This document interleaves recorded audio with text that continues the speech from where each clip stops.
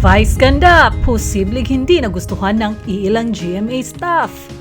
Ugong-ugo ngayon sa loob ng GMA network na natatakot umano ang mga ito dahil marami ng mga taga-ABS-CBN staff at celebrities ang pumapasok sa kanilang bakuran.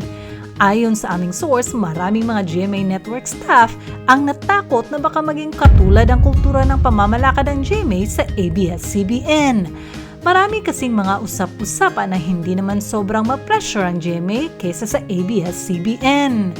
Natakot din umano mga ito dahil iba kasi ang kultura ng GMA kaysa sa kultura ng ABS-CBN. Halos alam naman ng marami na sa ABS-CBN ay uso ang power tripping, kung kaya natakot ang mga ito na magiging ganito si Vice Ganda bilang pinakasikat sa ABS-CBN. Nakausap namin ang isa sa mga loyal GMA staff at nabanggit namin kung may katotohanan ba ito. At ang kwento nito, hindi naman daw lahat ay natatakot dahil alam naman daw nila na hindi sila pababayaan ng kanilang mga departamento. Sinisigurado daw din umano ng taga It's Showtime na magiging kalmado mga ito at hindi nila pwedeng apak-apakan lang ang GMA kahit malaki ang naambag nito sa rating ng GMA.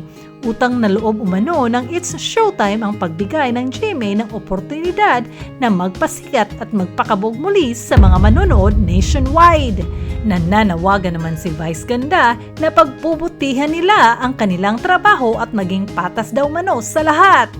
Kahit na may mga tutol umano na lumipat ang It's Showtime ay marami naman daw umano ang nagbigay pugay at taus-puso ang pagwe-welcome sa kanilang paglipat.